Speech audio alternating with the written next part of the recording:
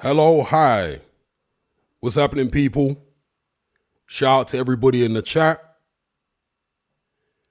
It is Hatman, Saturday Night Live stream. Got a lot to talk about this evening. A lot of boxing news, topics and stories, which we will get into shortly. But before we get into all that, it's customary now for me to start with a song. Let me know in the chat if you guys know who this song is a tribute to. All right, never mind about my terrible singing. We all sing in the shower. So, yeah, let me get up the live chat a second. See if you guys know who I'm referencing with this song here. Boom, boom, boom, boom, boom, boom, boom, boom, ding, ding, ding, ding, ding, ding, ding, ding, ding,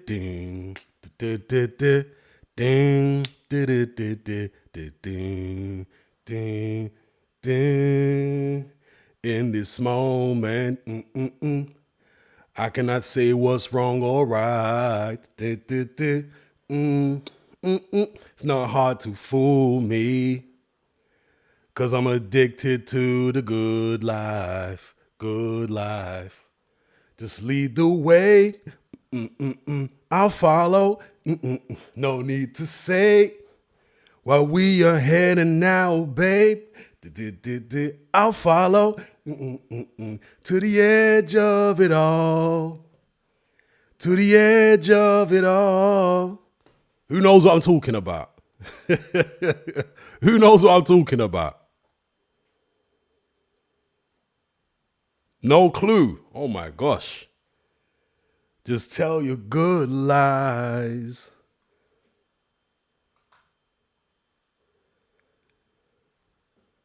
Cause I'll buy no matter what. Susceptible now. Before the moment flies. Wow, no Godfather viewers in the chat. Nobody watches The Godfather. Wow. I'm not talking about The Godfather. Okay, yeah, we got a couple people here. All right. Shout out to Mark Remington. Yes. Yes, Mark Remington. You know what it is. Jupiter's string, yes. Boom, boom, boom, boom, boom, boom, boom, boom. All right.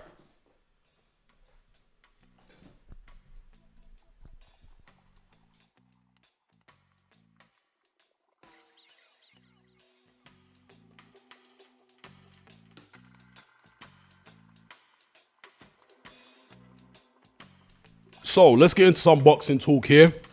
Got a lot to get through. So I'll get to this first.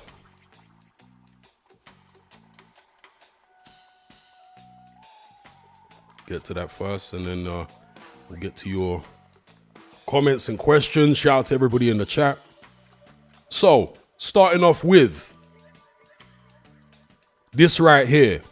So, a few days ago, some of you may be aware of this, but a few days ago, you had a rumor circulating online that Ohara Davies was going to be fighting Adam Azim. So Adam Azim pulled out of the Harlem Eubank fight. And as I say, this rumor came about that he was going to be fighting Ohara Davies instead. And this account called No Smoke Boxing said an announcement on Adam Azim's next fight is now imminent, with Ohara Davies being rumored as the potential opponent for October 19th. And as you can see, Ohara Davies said, "My first hearing of this. Stop spreading fake news. This is what I mean about the boxing media." All right. That's how Ohara Davies responded to it. And we're talking literally about just a couple of days ago. All right. And so a day or so after this, we then get this. Confirmed. Adam Azim versus Ohara Davies on October 19th. So what on earth was that all about from Ohara Davies? Was he just trolling? Does he like to troll the boxing media because he feels like they've done him dirty over the years? Or was he genuinely unaware that this fight was being negotiated and made? I mean, I find it hard to believe that he would be unaware, but, was he unaware? And his promoter, who I believe is still Golden Boy, right? You guys correct me if I'm wrong. Did they do the deal behind his back? God only knows what's going on with that. But, yeah, very strange goings on with the Ohara Davies, Adam Azim situation. What do you guys think about Ohara Davies, Adam Azim? Is it a good fight? Is it an easy one for Adam Azim? A tough one? I mean, I want to say it's the first puncher that Adam Azim has ever fought as a pro, because he's been kept away from punches up to this point. So it's interesting they're finally putting him in with a puncher. But with that being said, Ohara Davies is coming off a first round knockout loss. So, shout out to Anthony YouTube for the super chat. Big up, sir. Big up, big up.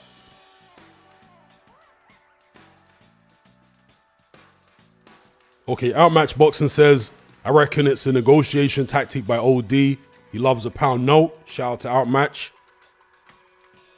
Khalid says, Ohara is a strange guy. All right. It's a strange situation. That's all I can say. Very strange the way Ohara vehemently denied it, questioned the integrity of the boxing media. And then the very next day or a couple days later, it's confirmed and apparently signed, sealed, and delivered for October 19th, exactly as No Smoke Boxing said. So make it out what you will. All right, next story on the agenda here.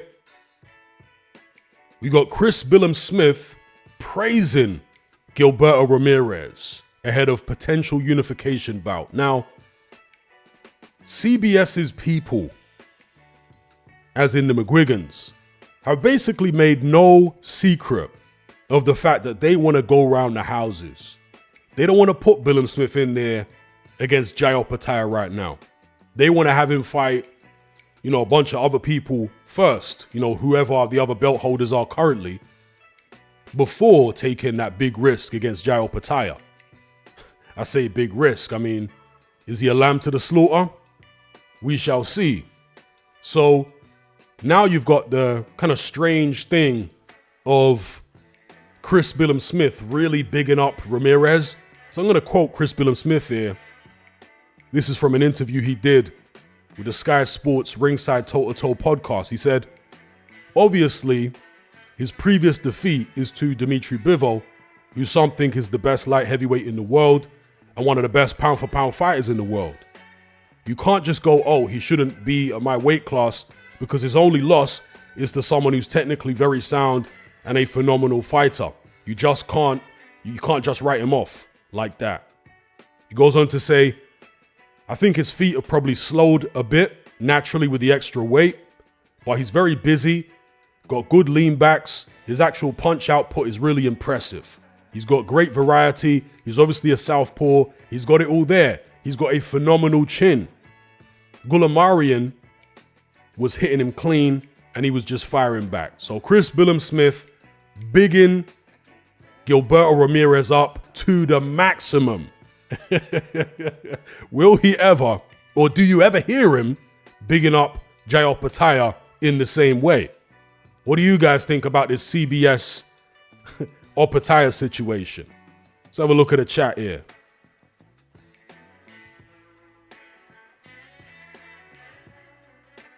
No one chiming in on CBS Opetaia. Okay, Ocean Blue says CBS blatantly ducking Opetaia. Looks that way to me. They're going around the houses, trying to put it off for as long as they can, pick up some other belts and paydays before D-Day, crunch time against Opetaia. Yeah, trying to put it off. JDM says, could be a network thing, Hatman. Okay, I'm open to that possibility, but cross-network fights do happen. But as you say, Chris Billam-Smith is with Sky, Boxer Ben Shalom, and Jair Patara is with DAZN, Eddie Hearn. Shout out to Boxing on the Edge. He said, I'd be ducking Opataya too if I were Team CBS. Yes, Boxing on the Edge.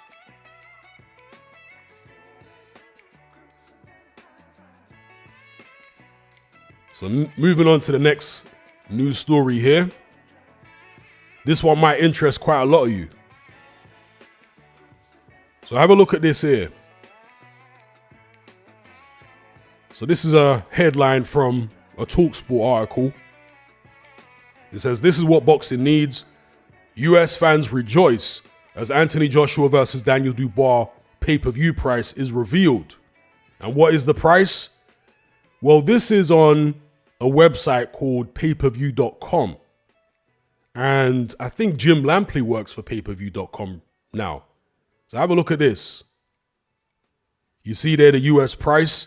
It is listed at $19.99 US. Okay, on payperview.com.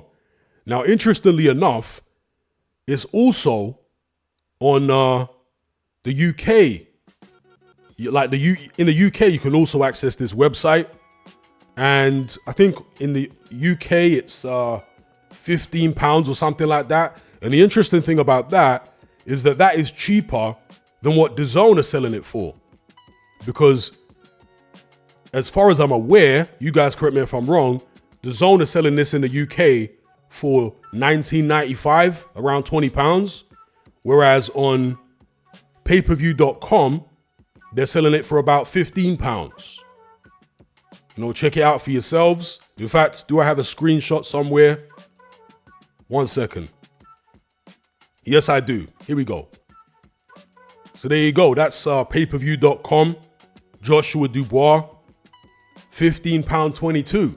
Bit of a random price there in the conversion. But they're selling it for roughly £5 cheaper than DAZN. Any of you guys used payperview.com before?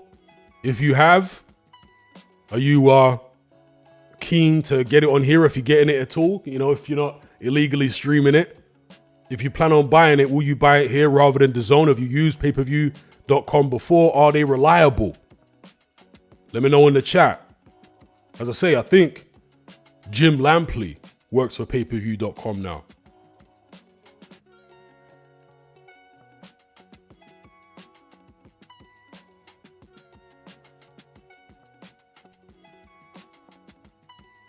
Anyone in the chat used payperview.com before?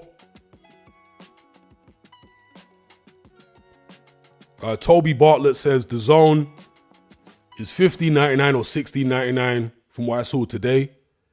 I think that's for the Beterbiev Bivol show, which is going to be $15 or $16.99. I think the Joshua Dubois fight is $19.99. Yeah, as Andrew says there, it's $19.99. But the Beterbiev Bivol one, that's the one that's cheaper than that. Yeah, but as I say, the payperview.com price is cheaper than DAZN. So head on over to their website, check it out, see what you think. Now, one of the things that I want to talk about here is the whole Saudi involvement regarding the pay-per-views, because you know, they're telling us that they want to drop the pay-per-view prices down. But something has changed here. So, first of all, I'm going to show you what Chris Algieri is saying about the whole thing. So, Chris Algieri works for ProBox TV. And he was arguing that the Saudis should just drop all the pay-per-view altogether and make all the shows part of the DAZN subscription cost. That's what he's saying. Now, of course, his view is based on the notion that the Saudis aren't actually trying to make a profit and that they're just trying to use boxing in an attempt to rebrand their country. But I find it quite baffling that people can't see that there would be more than one motive.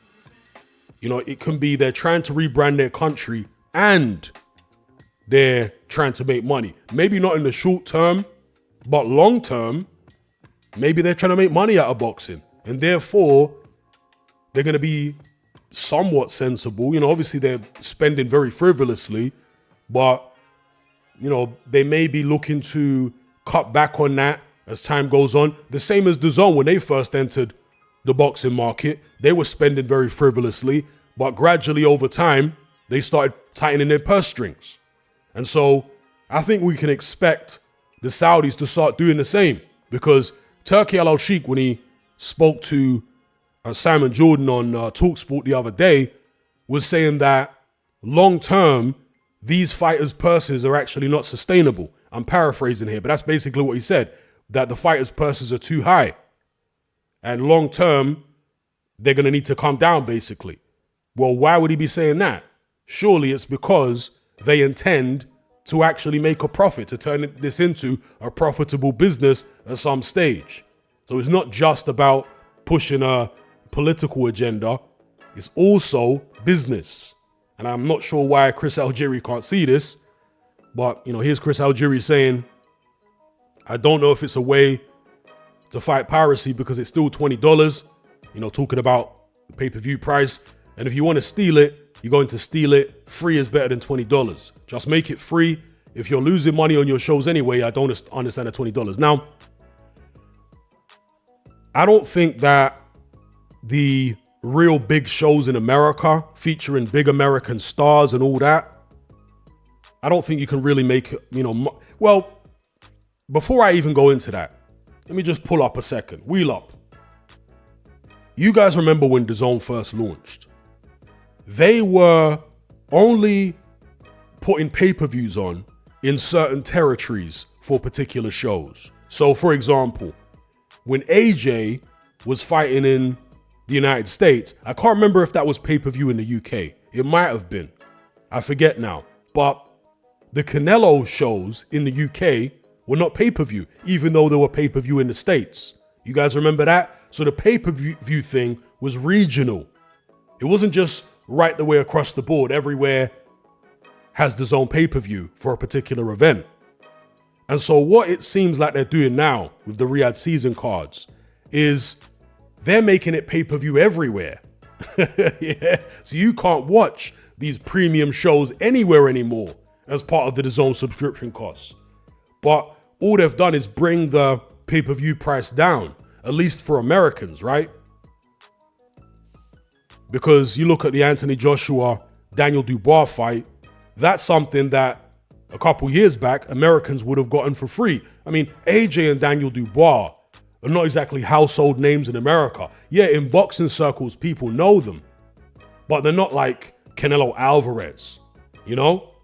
They're not that type of level of name that would really warrant it being pay-per-view in America at all. So in that sense, I want to agree with Chris Algieri. A show like that should be part of the DAZN subscription cost in America. I don't see why that should be pay-per-view in America. If you want to make it pay-per-view in the UK, you've got an argument.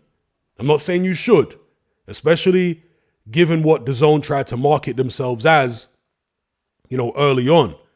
But, you know, if it's a couple of UK fighters in America, fine. Don't do it on pay-per-view. In the UK, you can make an argument for doing it on pay-per-view since Anthony Joshua is such a big star and a big name.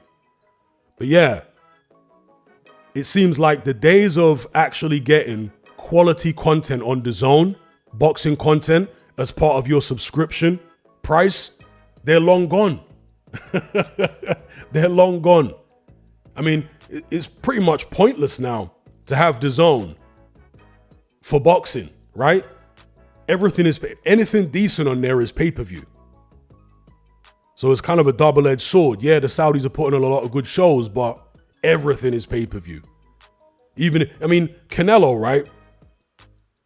He is a big star in boxing, yes.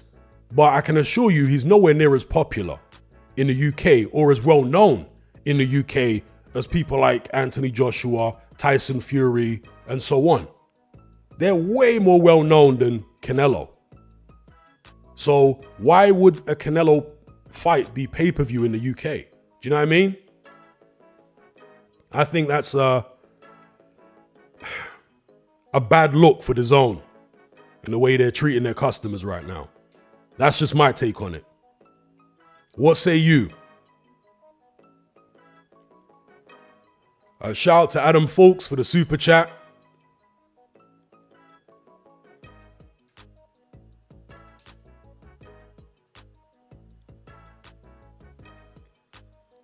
Adam Falk says, De La Hoya versus Miguel Cotto. I'll go with De La Hoya. Yeah, I'll go with De La Hoya. I want to say De La Hoya on points. That's who I'll go with. I know Cotto's a bigger guy, as in, you know, he started out at a heavier weight class. De La Hoya is taller than Miguel Cotto. But, I don't know, I would go with De La Hoya because of the speed. I think he was a more skillful fighter than Cotto, and just stylistically, obviously both guys have got great left hooks. I'll go with De La Hoya on points, personally. What about you? Corey says, to be fair, I bought some of Canelo's previous fights, but I'm not buying Berlanga. Yeah, I just think, like, what's the point of paying whatever it is, £20 a month for the zone? And they're not putting any real good boxing content on there anymore. Yeah, the only good boxing content is behind the pay-per-view. You know, you have to pay extra. You're paying on top of what you're already paying.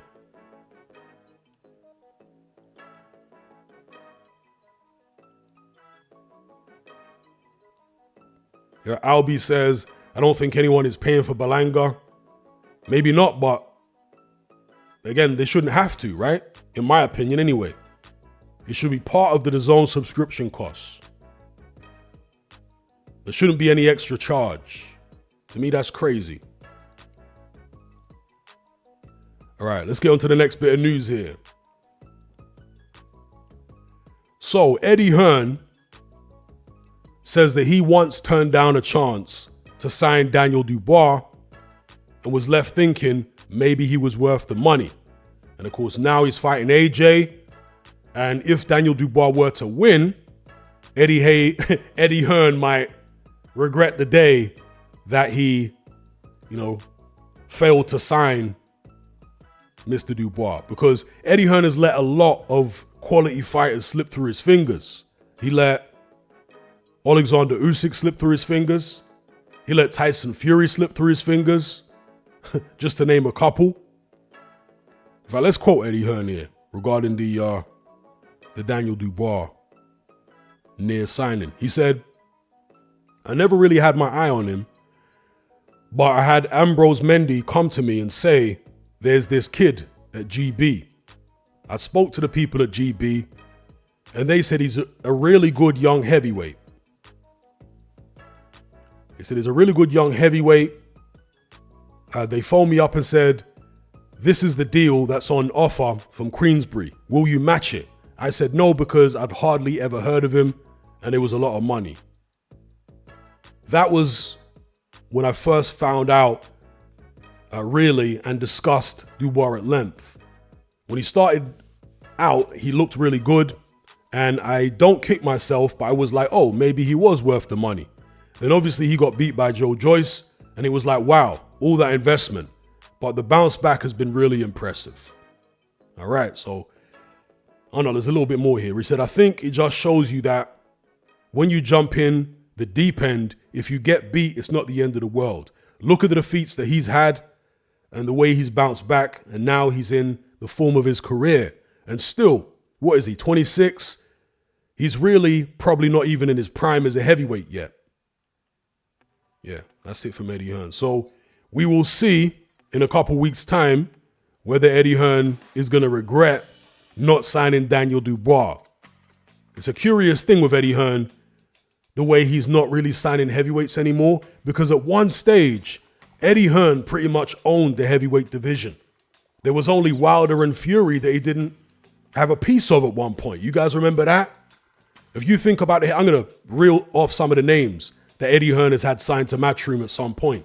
Obviously AJ, Dylan Whyte, Derek Chisora, Joseph Parker, Martin Bacoli, Alexander Povetkin, Luis Ortiz, Zheli Zhang, he had him as well. Michael Hunter. I know there are some names I'm missing here. You guys fill in the blanks. Who else am I missing? He had loads of heavyweights at one point. And I'm talking about, top 10 in the world ranked heavyweights. Yep, Dillian Whyte was one of them. Usyk, yep. You think of the quality. Martin Bakole, I think I've already mentioned him. You think of the quality that he had in his stable. Massive stable of heavyweights. And somehow, he's down to just AJ and Johnny Fisher. Isn't that incredible? There's obviously been like a change of game plan, strategy from Eddie Hearn as far as who he signs and so on.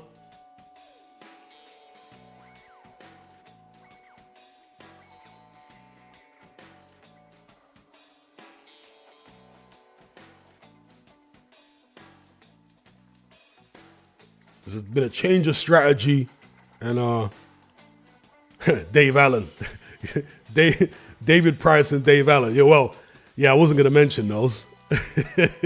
I was more thinking about like the top 10 world-class heavyweights. Jake Isaac says Charles Martin. I don't think Eddie Hearn ever had Charles Martin, did he?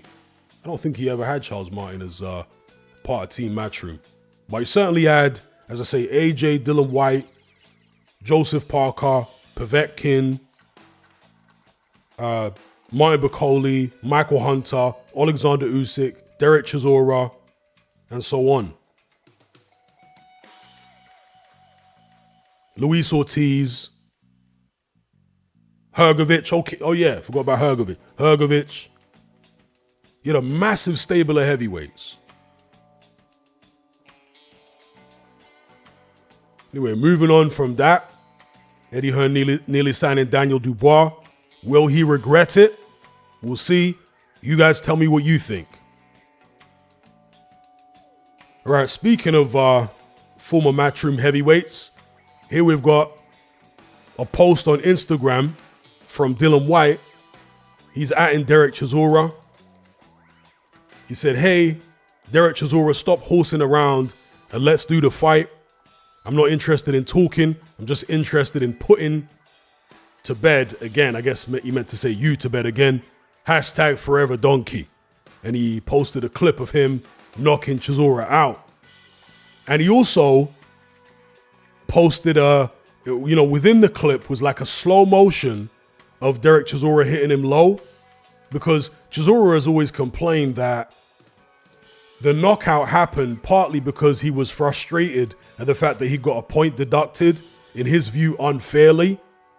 And that's why he went rushing in to try and make back the deficit. And then he got caught with a big left hook. So Dillian Whyte made a point of putting a little slow-mo that shows Derek Chisora hitting him well south of the border. But I can't remember from watching the clip whether it was actually in the same round as the... Oh no, it must have been in the same round. Was it the same round or the round before? The low blow I'm talking about here. But anyway, you guys make it out what you will. Dillian Whyte needs to square the situation with the British Boxing Board of Control, as far as I'm concerned. Yeah, he needs to sort out, the situation with UCAD. Is he on a ban? Can they even ban him? Because last I checked, he wasn't even fighting on a UK license. He had a Texas license or something, and his last fight was in Ireland. So what's going on with that? He went silent, as he has done previously when he's had issues with PEDs. He's gone silent, which is the right thing to do from a PR perspective. But since he's emerged, unlike the other times, we haven't got any kind of resolution. Because the first time Dillian Whyte tested positive, he got a 2-year ban. Yeah? So we had a resolution on that. The next time was in the run-up to the Oscar Rivas fight. And they actually had a hearing because it was a UCAD test that he failed. Or there was an adverse finding, however you want to describe it, right? So there was an adverse finding for a UCAD test. They apparently had a hearing on fight week. and they allowed Dillian Whyte to go ahead with a fight. So you may not like the resolution, but there was a resolution. There was some type of due process, it would seem, to the satisfaction of the British board. So that was resolved. But with the last test he failed, in the run-up to the AJ fight that never happened last year, there was no resolution. Well, there has been no resolution so far, should I say. So what's going on there? Will there ever be a resolution? We shall see. All right, one sec. Yeah, will there ever be a resolution? All right, so I personally think, and I've said this in several videos, that in my view, the best fight for Derek Chisora right now is Dillian Whyte. It's the fight that makes the most sense. He says he's only going to fight twice more in his career before calling it a day. We'll see whether he sticks to that, but he says he wants his next fight to be in Manchester and the final fight to be in Zimbabwe. Well, one of the Dillian Whyte fights was in Manchester as well. I think the first fight, you guys correct me if I'm wrong, I think it was the first fight was in Manchester.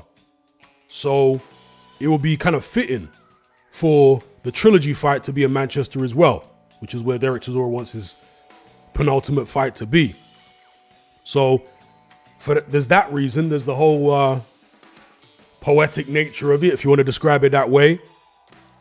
And also the fact that I think Dillian Whyte has really got nowhere else to go. So for him, it makes sense to fight Chisora because I think Chisora's, well, a guy who he's officially beaten twice, right? The first fight, a lot of people found it contentious, but the second fight, there was no doubt because he knocked him out cold. And so Chisora's coming off a big win against Joe Joyce, a very entertaining fight. There's a lot of buzz around Chisora still because of that win. So Dillian Whyte, I don't think is going to find a better candidate in terms of risk reward right now than Derek Chisora. That's it for him, as far as I'm concerned. And with Chisora, again, he is coming off a good win against Joe Joyce. And although he's lost twice to Dillian Whyte to me looks, as his chin at least, looks completely shot to bits. And so if Derek Chisora is ever going to beat him, I think it will probably be now. Because I don't think Chisora's chin is quite what it used to be. His gas tank ain't quite what it used to be. But I think his punch resistance, as I say, is still a bit better than Dillian Whyte's. And he can bang. And Derek Chisora's power, by the way, has really developed over the years. If you watch the early Derek Chisora fights, you know, like when he fought Danny Williams and I want to say pre-David Haye version of Chisora, he used to slap with a lot of his punches. He didn't start turning his punches over properly until after the David Haye defeat. He started working with a guy called Gary Innes. Was his name Gary Innes? Yeah, Gary Innes. Or Gary Ennis. Sorry, Gary Ennis, I think his name is. And Chisora famously referred to him as Gary Anus. In all the interviews. That's what he used to call him. So, yeah, but from that moment on, after the David Haye fight, when he started working with Gary Innes, Chisora started turning his punches over. Literally for the first time in his career. Prior to that, big windmill slaps and all this stuff. But he improved his punch technique and started hitting a lot harder from there on in. And I think he's refined it over the years. And he's probably hitting harder than ever now, I would say. You know, a lot of people seem to be under the impression that your punching power stays the same for your whole career. But that isn't necessarily the case. It depends on where your technique was at the start of your career. Where your strength was at. I mean, technique is going to improve. You know, technique and timing are going to improve your punching power more so than strength. But strength is a part of it, obviously. You know, weight to some extent, but if you get heavier than a certain weight, if you go above a certain weight, it can actually start being detrimental for your punching power because it can affect your balance, it can affect how much you're rotating into shots, so on and so forth. But yeah, I want to say Chisora's power is probably better now than ever. You know, back in the days, he wasn't really considered a puncher. Whereas now, I mean, he dropped Joe Joyce. Joe Joyce never had an iron jaw as far as I was concerned, but he still got a decent chin. And Chisora was able to drop him pretty heavy. I mean, it was kind of a balanced thing, but it was still a legitimate knockdown. Shout out to Deep Random Thinker. Shout out to you for the super chat. He says, where is John, no man born from his mother Fury? Well,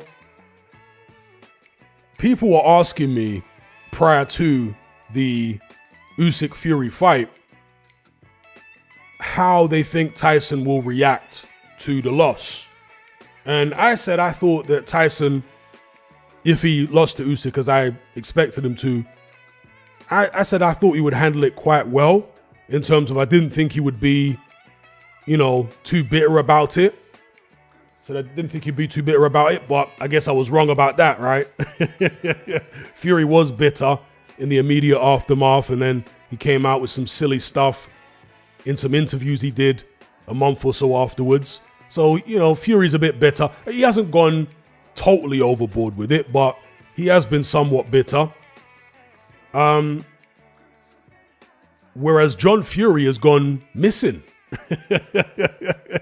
And I did say that, by the way. I said that I thought that John Fury would find his son losing tougher than his actual son himself. Yeah, because John Fury is living, as a lot of boxing dads do, vicariously through his son. But to a ridiculous extent with John Fury. You know? The way John Fury makes himself out to be, you think he was the heavyweight champion.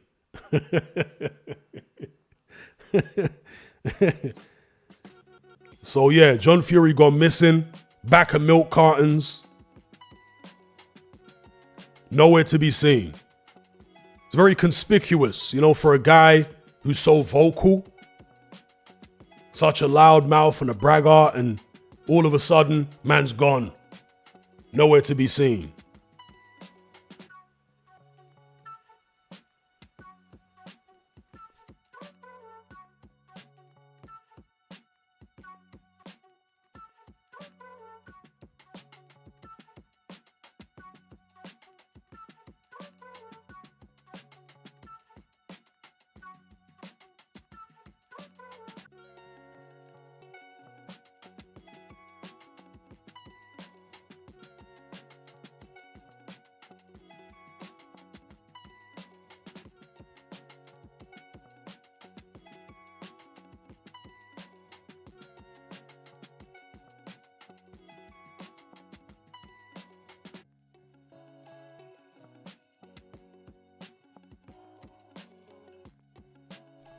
All right, just had to adjust a little setting there. Hopefully you guys can still hear me. Getting some weird notifications here on YouTube about the stream. Can you guys still hear me okay?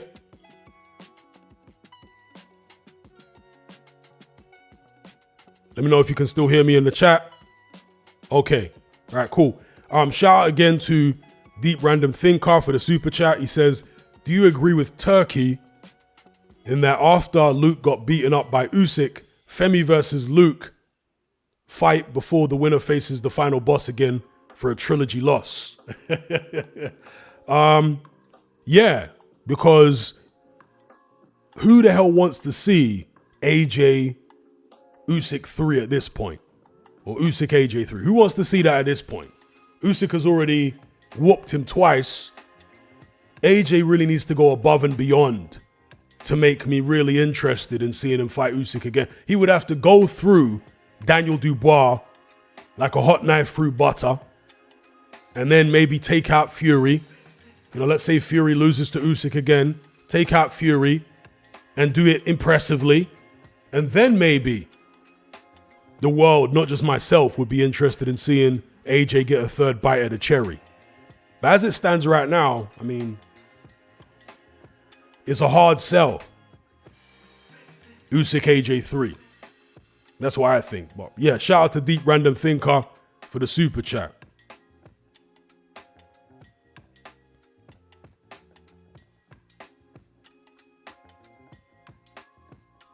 Luis says the sound is choppy. Is it still choppy now? Hopefully not. I had to change the bit rate on the in OBS in my streaming software because YouTube was telling me that the bit rate was too high or something, so I changed the bit rate, lowered it on the fly. It doesn't seem to have implemented it though, excuse me. So maybe that's what it is. Maybe for the next stream, I just need to make sure the bit rate is less than what it is here. I've got a bit rate of about 10,000 kilobytes per second. Maybe I should go for about 5,000 or 2,500 kilobytes per second. That's what YouTube is recommending. So if it is a bit choppy, that's probably what it is. I've tried to change it on the fly, but the change isn't reflected inside YouTube Studio at the moment. So maybe I'd have to restart the stream. The Zombie Dome said it's not choppy. Shout out to the Zombie Dome. All right, so next story here. Let's move on to the next thing. A lot of people get upset about my lack of coverage for Nonito Donaire. Not Nonito. Wrong guy. He fought Donaire. Inoue, excuse me. Naoya Inoue. My lack of coverage for Inoue fights. And I have covered a few Inoue fights over the years. The thing is, and I think it was Spencer Oliver, maybe Simon Jordan, or somebody else were talking about, or actually it might have been Ade Oladipo and Gareth A. Davies talking about Inoue and his lack of attention in the boxing world. He's just over in Japan doing his thing, beating people up, undisputed champion, tremendous puncher, so on and so forth. But Ade Oladipo was basically saying that the problem for Inoue in terms of interest in him in the West is mainly the fact that he's not fighting opponents that Western audiences are particularly familiar with. And so if he steps up another weight, which is what Ade Oladipo is advocating for, then he could be in there with the likes of Nick Bull, Lee Wood, so on and so forth. You know, names that we know and recognize, and therefore, you know, he get more recognition. But my whole thing is, Inoue is a massive star in his home country, in Japan. So I think we need to let go of this notion that the Western boxing world is the center of everything. I think things are diversifying a lot more now. And you do have guys, as I say, like Inoue, who's making an absolute fortune fighting in Japan. He doesn't really need to fight in America, in Vegas, or anywhere else. And since he's got all the belts, you can't really argue with it, can you? Maybe as, you know, boxing fans, we'd like to see him box elsewhere, as I say, against names that we recognize, but it's not his fault that the names in the lighter weights where he's been boxing at aren't big names. You know, that's not his fault. And it is kind of actually unfair to expect him to step up through too many weight classes. I mean, against TJ Dehenny, he looked the smaller guy in there significantly. Obviously, he mashed him up and he won the fight comfortably.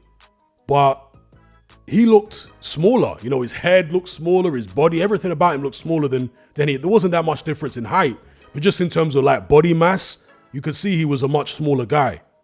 So I think it's kind of unfair to expect him to keep moving up until he fights recognizable names. Don't get it twisted. It would be interesting, but it's not something I think he needs to feel obligated to do. Nor do I think he needs to feel obligated to fight in America or fight on the Saudi shows or anything like that. He's doing his thing. He's the king. He's undisputed. None of us can tell him anything at this stage. He's done everything he's supposed to do. There's only one guy in his weight class. I always forget the guy's name, but he's signed to Eddie Hearn. There's only one guy in his weight class that there is left for him to fight. Other than that, he's done it all. So there's really not much to complain or anything to complain about with Inoue. And this is, of course, is the BoxRec page for the fight against TJ Doheny. For some reason, people are calling him Doheny. Why do they call him Doheny? Surely it's not pronounced like that. They're not pronouncing the E. If they said Doheny, I'd be like, okay, it sounds a bit weird, but yeah, Doheny is still phonetically kind of correct, but Doheny, how would it be Doheny when there's an E? Like there's no O after the H, right? So surely that's Doheny. Anyway, moving on from that, some of you guys may be interested in this next story here. Tszyu is set to fight for a world title again, but it won't be a rematch with Fundora. Instead, he's fighting this guy here. Now, I'm not familiar with him. Maybe some of you guys are. His name is Bakram. God, they're always killing me with these names. Bakram Murtazaliev. Is that how you pronounce it? Bakram Murtazaliev. That's what I'm going to say. He is another Klimas fighter. Klimas seems to be ubiquitous when it comes to anyone from this particular region of the world. 22-0, 16 KOs, 31 years of age, from Russia. Orthodox fighter. Going up against Tszyu. All right, you see it here. This fight will be on the 19th of October. That's in Orlando, presumably Orlando, Florida. Yeah, do any of you guys know much about this guy? He's 22-0, super welterweight champion. How did he even get the belt? In fact, let's have a look at the 154 rankings here. So he's the IBF champion. Positions 1 and 2 are vacant. You got Erickson Lubin number 3, Tszyu number 4. So presumably this isn't a mandatory defense for this guy. It's a voluntary defense against Tszyu. But yeah, Tszyu gets another opportunity. Shout out to Nathan for the super chat. Big up, big up, big up. He says, Hatman, is Dubois being underrated in this fight? For me, Joshua is talented, but a non-top fighter. If Dubois gets on top of him, I see him unraveling quite quickly. That's a good comment. And I want to say that to some extent, I think they're both on top fighters. I know that might sound a bit off, given the fact that Dubois came through the fire against Jarrell Miller and Filip Hrgović, because he did.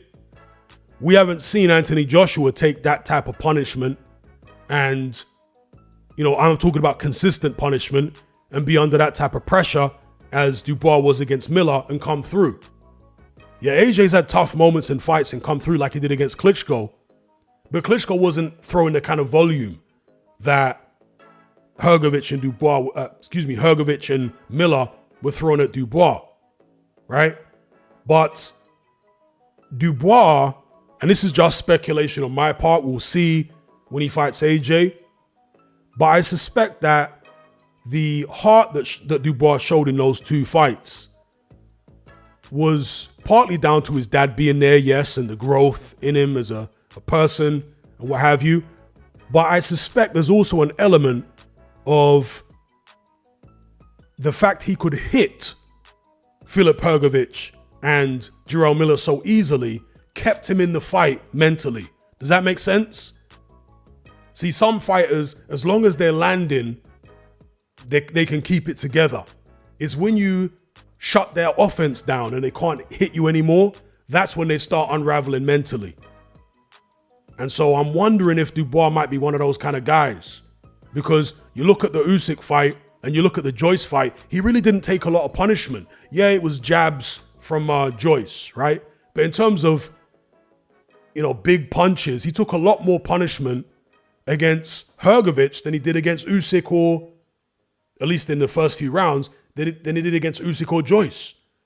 And there were rounds there where he was taking, you know, consecutive right hands over and over and over. But the difference was He was able to hit those guys. He was able to hit Hrgovic and hit Miller consistently. Whereas with Usyk and Joyce, he wasn't able to hit them consistently.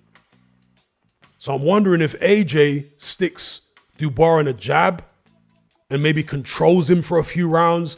Maybe Dubois is going to capitulate again. Perhaps not, because his dad's there and he seems to be... I mean, he actually admitted in a couple of interviews, I found it really interesting. Dubois admitted that his dad gives him extra confidence and belief and comfort by being there, by being so close to the corner, so close to the ring so he can hear his voice. Because this is something I was saying prior, right? I was saying that I think after the Miller fight in a couple of videos, that I think Dubois relies on his dad's voice being there, kind of like a little boy, like a little schoolboy amateur. If their dad's not there, they don't feel that confident. But when their dad's there, they're real brave. Yeah? And I think Dubois is the same type of person, same type of mentality. And so he admitted that, right? So, yeah, the dad's going to give him a certain amount of heart and whatever. But we'll see what happens if AJ can freeze him out on the end of a jab and just counterpunch him and all that kind of stuff. We'll see whether Dubois still has the same type of appetite after 4, 5, 6 rounds of that. We'll see. But no, I agree with you that from what we've seen over AJ's career, he seems like an on-top fighter. I definitely agree with that. Because whenever anybody has really put it on AJ, for the most part, other than maybe the Dillian Whyte fight, AJ has looked like a deer in the headlights. Yeah, when Klitschko put it on him, he was a deer in the headlights. When Andy Ruiz put it on him, same thing. When Usyk put it on him, same thing.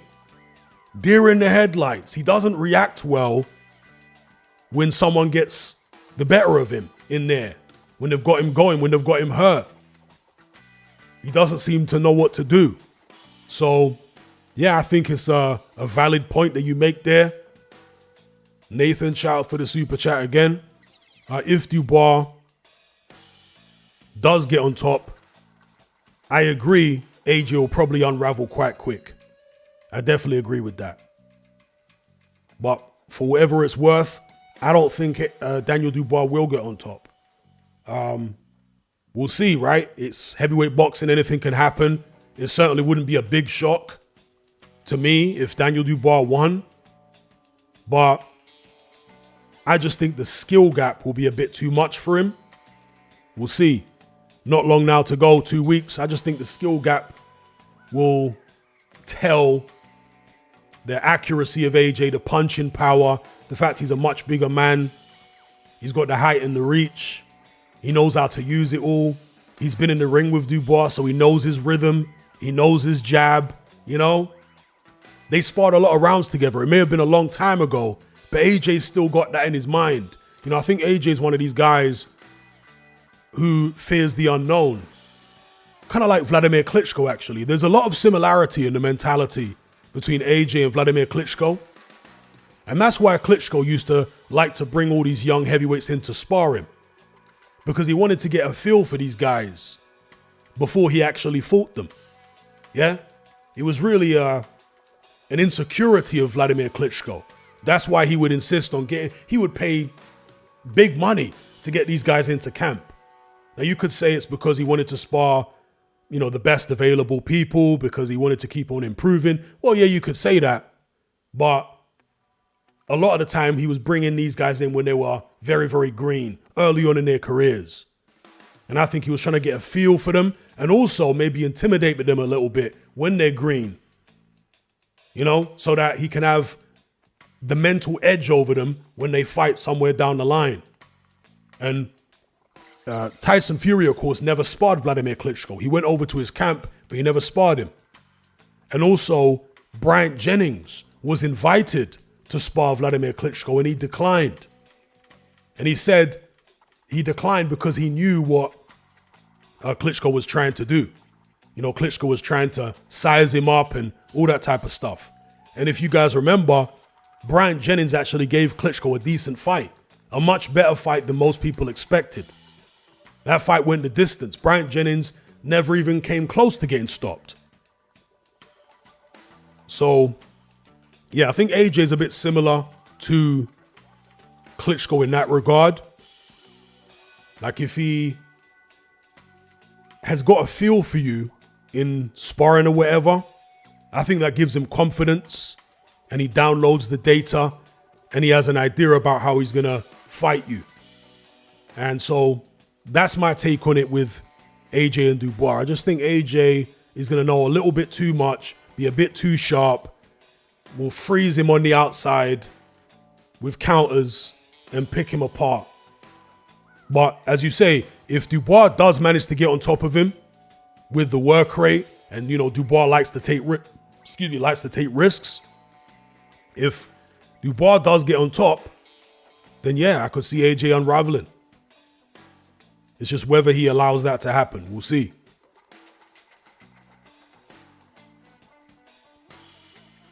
But yeah, so Tszyu getting a world title shot at 154 against this guy with a name I'm struggling with here, Bakram Mortazaliev. I think that's how you pronounce it. If any of you guys have seen him box, let me know what you think of him. Now, this Brian Norman situation has thrown up well, let me not say the situation, but the fans have thrown a curveball into this Brian Norman situation. Some people are speculating that Eddie Hearn lowballed Brian Norman deliberately because he didn't want Boots Ennis to really fight him. Instead, he wanted to use Boots Ennis' name to promote Brian Norman so that Conor Benn can challenge him for his world title. All right, that's what some people think is going on. So here you've got the rankings at 147 pounds. Brian Norman, the WBO champion. Conor Benn is currently ranked number 8. You can see on screen there. Number 8 with the WBO. So that would have to be a voluntary defense for Brian Norman if he were to fight Conor Benn. And they're saying, you know, Benn might be back by April or whatever. We'll see. Now, I'm not particularly convinced by this idea that Eddie Hearn was plotting all along to set Conor Benn up as an opponent for Brian Norman and had no intention of making the Boots Ennis Norman fight. Eddie Hearn has invested an enormous amount of money into Boots Ennis. Okay, a lot of money. So I don't think that he would be prioritizing Conor Benn over what's best for Boots Ennis, because that's essentially what people are suggesting here. That he would be just using Boots Ennis' name to, you know, get Brian Norman more recognized and then make Conor Benn versus Brian Norman and then maybe match the winner of that fight against Boots Ennis, right? I've done several videos and the last one was on my other channel, Hatman Boxing Live. Make sure you subscribe to that. And in that video, I explained the economics of why he offered Brian Norman what he did. Because his initial offer to Brian Norman was 750 grand, right? And people are saying that's a derisory offer. Brian Norman saying it's derisory because he's a world champion or whatever. Whether you're a world champion or not, your market value is determined by how many people want to watch you fight and pay. That's the most important thing. Pay to watch you fight. Prior to, well, up to this point, actually, never mind prior to, up to this point, Brian Norman, as far as I'm aware, has been making about 100 grand a fight or even less. Okay, so when a guy's been on 100 grand a fight or less than 100 grand a fight and then you offer him 750 grand, that's not a derisory offer. Yeah, you can expect to get more than your normal amount, 100 grand, since you become world champion, for sure. But 750 grand is way more than you've been getting. And as far as I'm concerned, as a guy who nobody knows, literally nobody knows who Brian Norman is outside of the most hardcore boxing circles. He's fought nobody that you would know. He's done nothing. Okay, he has no profile at all. So 750 grand is a perfectly reasonable first offer as far as I'm concerned. Bear in mind, Boots Ennis is on a guarantee. The guarantee, as I understand it, is somewhere in the region of 3 million. So if Eddie Hearn is trying to make a profit from a Boots Ennis show, he, first of all, is going to give the opponent an offer which accommodates Boots Ennis's guarantee. He's obviously going to do that, right? Because as soon as he goes above a certain amount, he's then eating into Boots Ennis's guarantee. He has to go to Boots and say, look, are you willing to take less than your guarantee for this fight? And that's what he says he had to do in the Brian Norman situation. He had to start asking Boots, okay, do you mind cutting down your guarantee, cutting down your purse for this fight? And he says that Boots agreed, and they cut it all the way down to just above 2 million. I think about 2 million. They cut it down to 2 million, and therefore they were able to offer Brian Norman 1.75 million, $1 million more than their initial offer. But that's only because Boots was willing to cut down his own purse. See, they have to make the economics of the situation work. Yeah? And Boots is not going to like it. You know, Eddie Hearn as a promoter knows Boots is not going to like it if you've signed him on this 3 million a fight guarantee, and yet every fight you're coming to him saying, oh, do you mind cutting your guarantee down? Do you know what I mean? He knows that. So obviously he's going to offer Brian Norman the 750 grand because, again, that keeps within the budget. It allows Boots to get his guarantee, and it allows the show to make a profit. So I don't see it as any kind of ploy by Eddie Hearn or anything like that. It's just the simple economics of the situation. You can't look at Brian Norman the way you would look at, you know, other welterweight world champions of the past, like Errol Spence, Terence Crawford, Keith Thurman, or whoever, because those guys had a much higher market value. If you were offering, you know, Keith Thurman when he was world champion, 750 grand for a unification, of course that would be derisory. But Brian Norman is literally unknown. So as far as I'm concerned, it's not derisory at all. Yeah, you offer somebody an amount which is in keeping with the budget for the show. Brian Norman is not a name that you would expect to drive loads of extra pay-per-views in a fight against Boots Ennis, is he? Or subscriptions, or whatever the case may be. You wouldn't expect Brian Norman to be able to achieve that for you. Yeah, so you're thinking with all these things in mind when you make somebody an offer. Now, there was somebody who mentioned to me the fact that David Avanesian was paid 750 grand. And so how can they offer Brian Norman the same amount of, and by the way, again, the final offer that they offered Brian Norman was 1.75 million, okay? I'm talking about the original offer. And so apparently David Avanesian was paid 750 grand. David Avanesian, for one, is far more well-known than Brian Norman. And he's even though he's not a world champion, he's far more well-known. And number two, he was a last-minute replacement opponent. If you want a last-minute replacement opponent who has some type of credibility, you're usually going to have to overpay. Because what you're trying to do is save the show, right? You've invested a lot. His Boots Ennis' homecoming in Philadelphia. Sold a load of tickets. You don't want to have to cancel the show. And you don't want to bring in an opponent who nobody knows. You want to at least bring someone in who's fought for world titles in the past, who can be used at least as a measuring stick. Avanesian had fought Kavalauskas back in the days. He fought Terence Crawford fairly recently, right?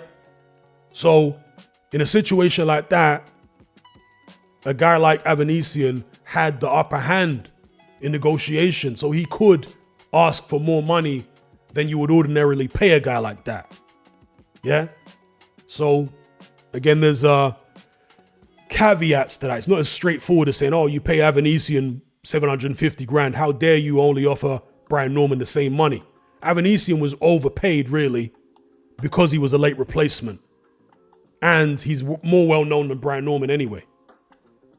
I mean, Avanesian, I'm sure, has been making more money than Brian Norman's been making. I'm sure if you look at Avanesian's purse for the Terence Crawford fight, he was paid far more money than Brian Norman's ever made for any fight. Do you know what I mean? So he's been making money. Brian Norman is now going to go off. If he don't fight Boots Ennis, which, appears he's not going to, he's turned down even 1.75 million. He wanted 2.2 million, Brian Norman. 2.2 million would mean that he was actually getting paid more than Boots Ennis. How does that make sense? In order for them to balance the books, right, make the show profitable within their budget, they would have had to pay, if Brian Norman got 2.2 million, he'd be getting more than Boots Ennis. How does that make sense?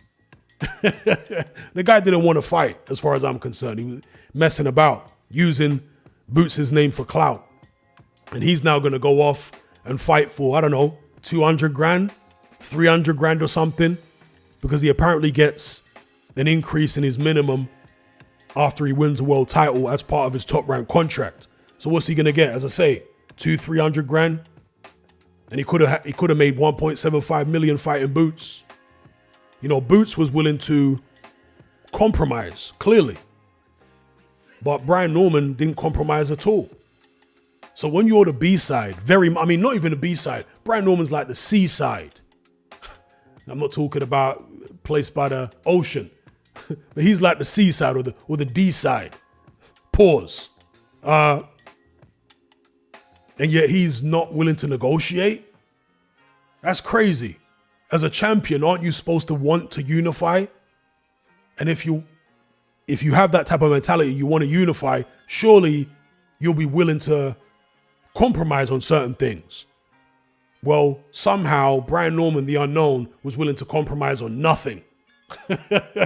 And Boots and Matchroom were doing all the compromising. So, yeah, as far as I'm concerned, that was just Norman and his team using Boots' name for clout. As far as Conor Benn, Brian Norman, that might happen anyway. Potentially, we'll see. But, because these guys at 147 now don't appear to be as dangerous. Things are not completely clear at the moment. You find out over time how dangerous somebody really is. But as it stands right now, the perception that most people have is that these current champions, other than Boots, aren't really that dangerous compared to the welterweights of just a few years ago. And therefore, if Conor Benn's ever going to win a world title or even be competitive against the world champion, now's maybe the time to do it, especially if Boots decides to move up to 154. So, we'll see about that. That may happen either against Brian Norman, against Stanionis, Mario Barrios. Doesn't necessarily have to be Norman. And of course, here he is. Dr. Eggman himself, Conor Benn.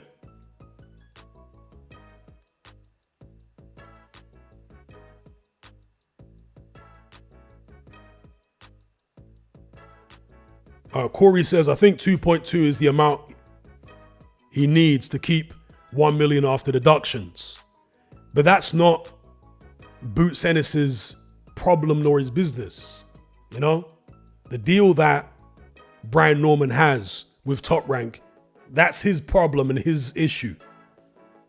Yeah, you can't expect Matchroom and Boots Ennis to be some type of charity case because Brian Norman has got a dodgy contract with Top Rank. That's not their problem. They can only do what they can do to accommodate the fight commercially. Yeah, and they made plenty of concessions. Brian Norman didn't make any concessions. And even if he took the 1.75 and didn't clear $1 million, so what? So what if he didn't clear $1 million? He's not clearing $1 million for his fights now. Do you know what I mean? What's he going to get for his next fight? 200 grand, 300 grand? It's still going to be less than he would have made fighting Boots for 1.75. So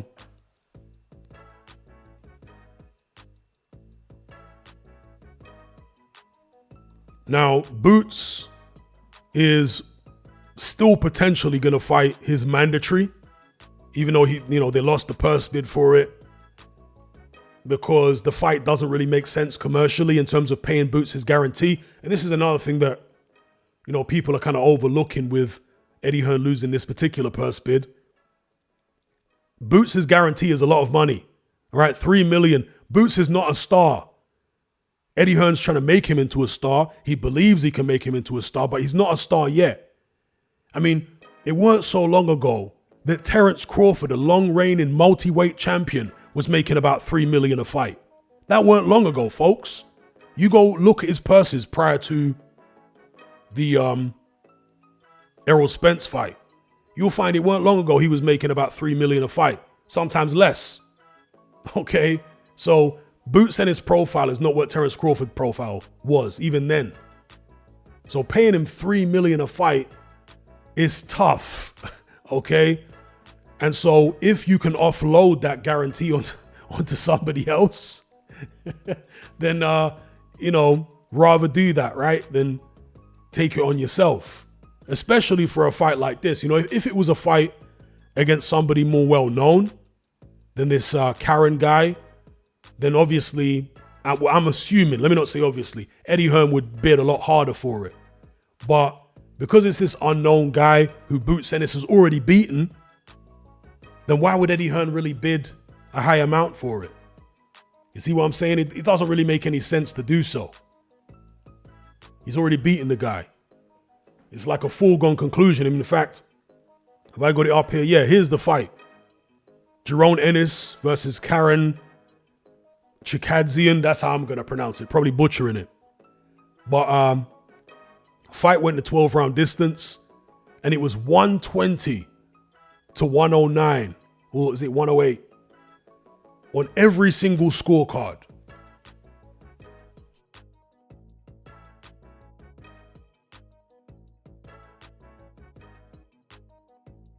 So the guy got completely washed by Boots. Totally washed. And this is the guy that Boots has been mandated to fight again. By way of the mandatory system. Yeah. It's not a fight which you would expect Boots' people to really be that keen on bidding a lot of money for when they're paying him 3 million as his guarantee, because with someone like Chikadzian, they're not going to want to cut down Boots' guarantee. See, Boots was willing to cut down his guarantee to secure a unification with Brian Norman. Whereas with a guy he's already beaten, he's not going to cut down his guarantee. He wants that 3 million paid in full. So, yeah, the economics of the fight don't really make a lot of sense. Here we got Boots here. 32-0, 29 KOs, 27 years of age.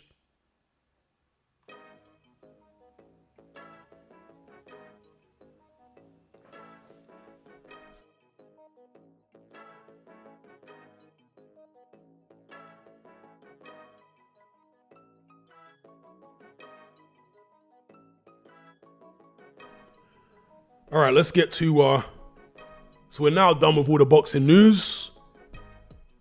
We'll get to some of the comments here.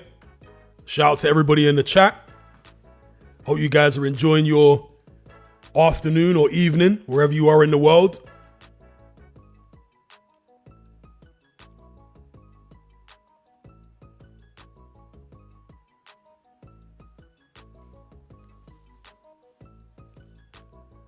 Am I Dead Yet says, who have you got for AJ Dubois? Hatman, I'm thinking AJ wins in round 9.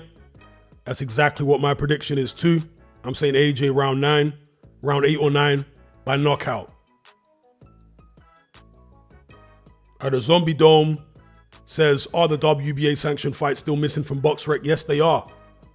Yes, they are. Ace99 says, Boots is overrated and will get found out.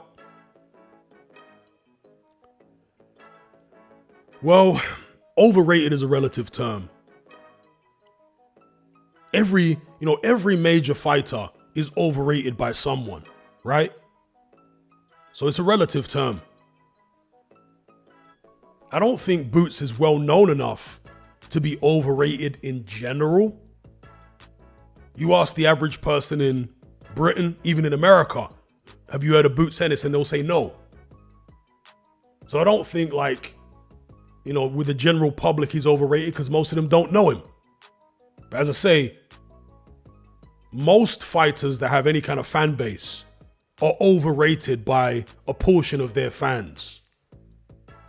Yeah, you'll see. I mean, there was somebody who commented on my recent AJ Dubois video, strengths versus weaknesses. You know, when I did the breakdown, there was somebody on there, quite a few people on there actually, really upset that I actually said AJ has weaknesses.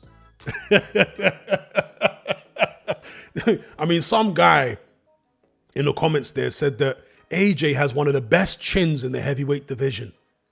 I mean, can you imagine? This guy was saying AJ's got one of the best chins in there. That's an example of somebody overrating AJ. Yeah? He said that nobody could stand up to Klitschko's right hand. Man's literally delusional. Plenty of fighters have stood up to Klitschko's right hand. The Marius Whyte fight is available to watch on YouTube. Go watch it.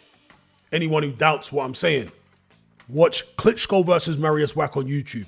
Marius Whyte gets hit with countless right hands, flush on the chin, on the temple, all about his head.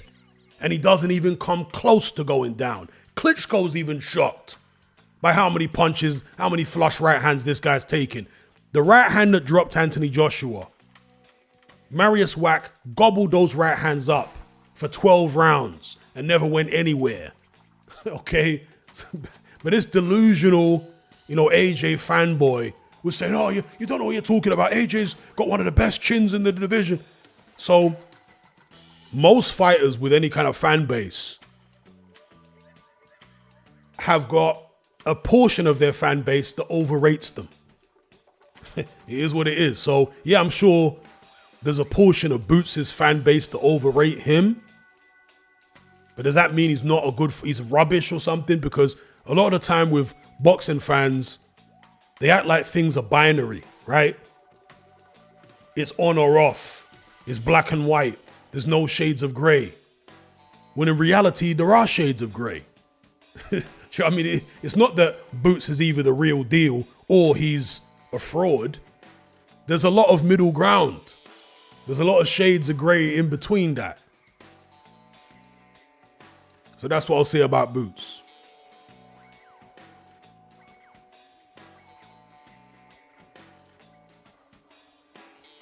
A shout out to Mymar in the chat. Yeah. AJ the best chin. That's what man said. Man said that AJ, and he was adamant about it. You'll find him in the comments there on that video. He was adamant about it. He was arguing with a bunch of other people that AJ's got one of the best chins in the heavyweight division. I don't know what this guy's smoking. I don't know what this guy's smoking.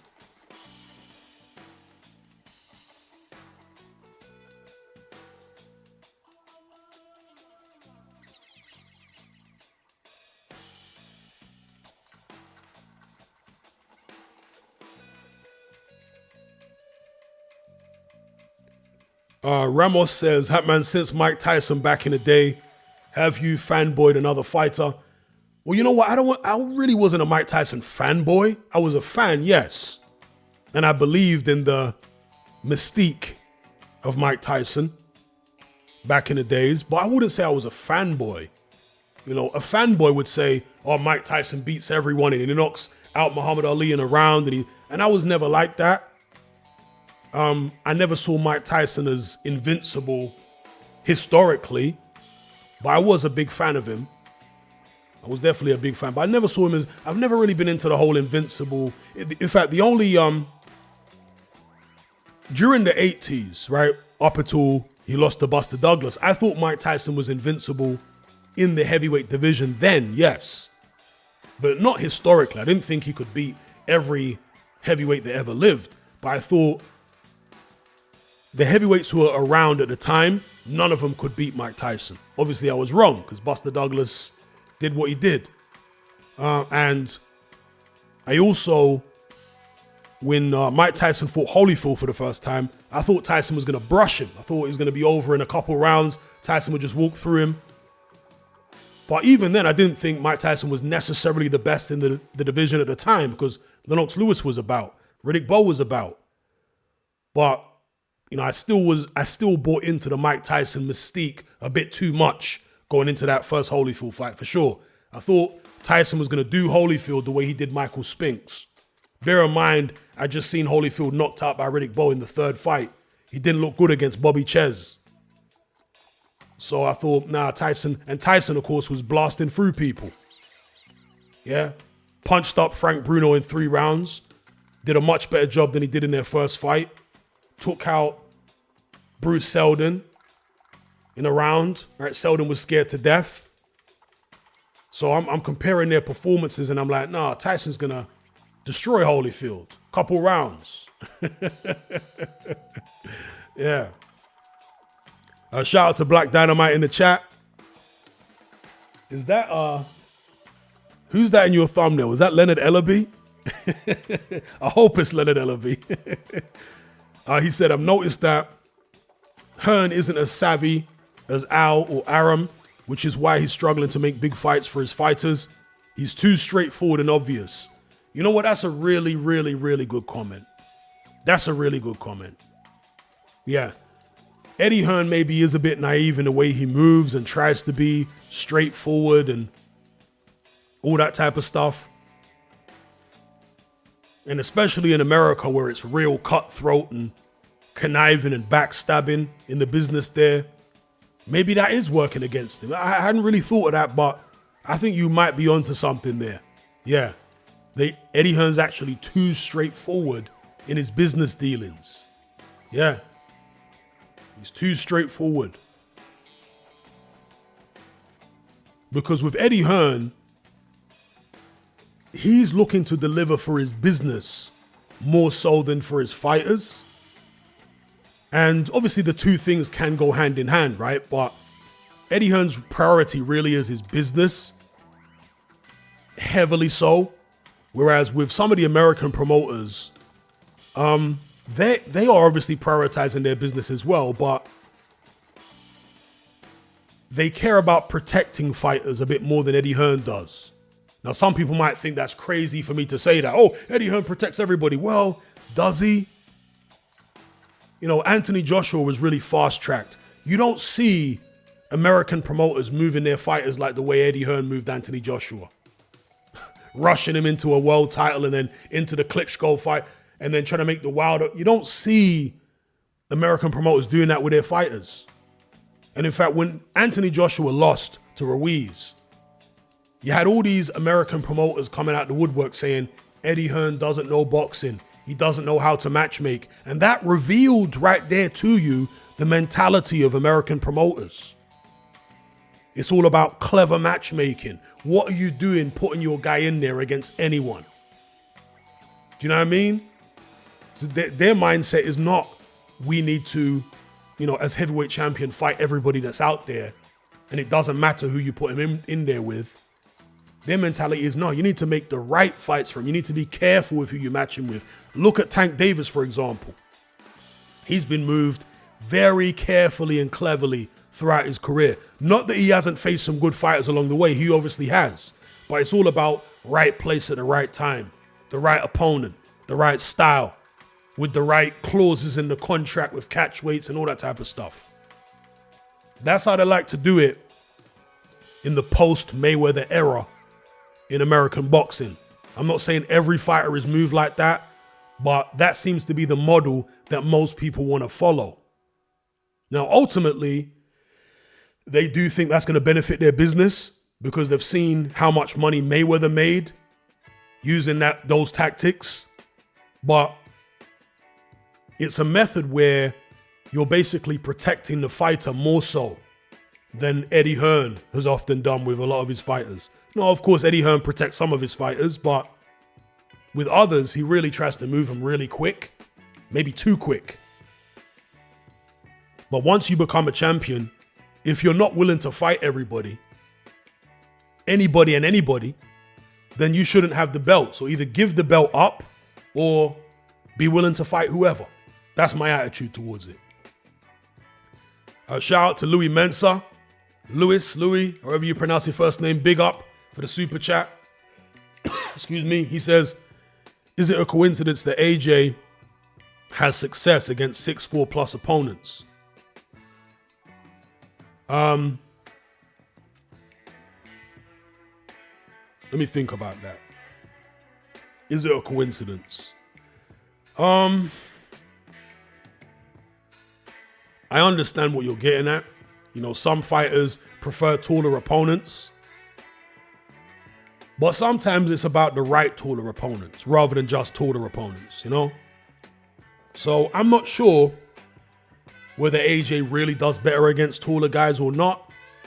Some fighters do, of course. But with AJ, I don't know. Time will tell.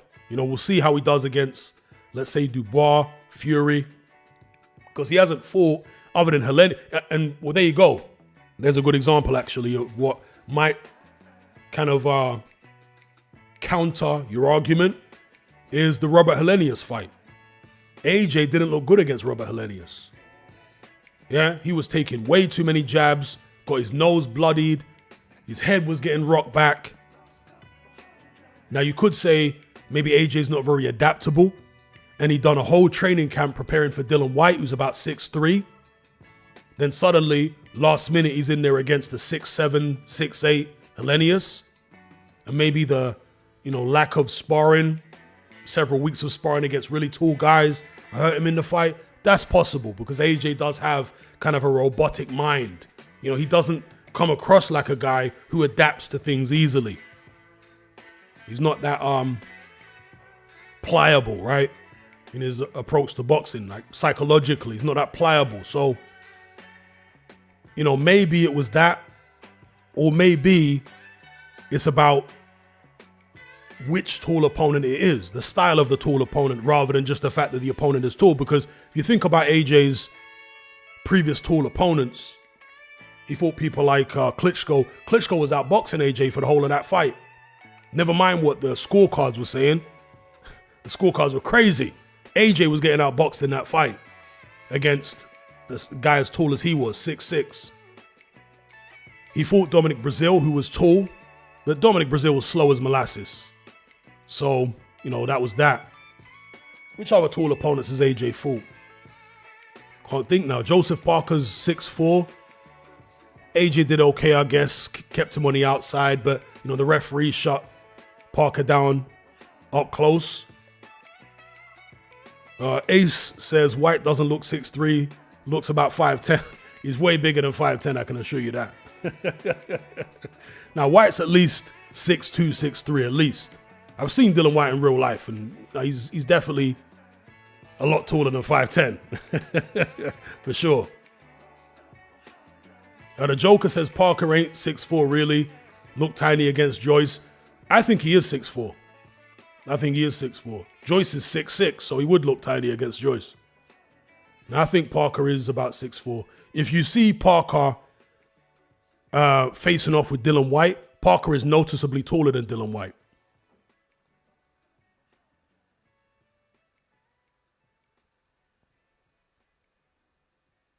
But yeah, shout out to Louis Mensa again for the super chat.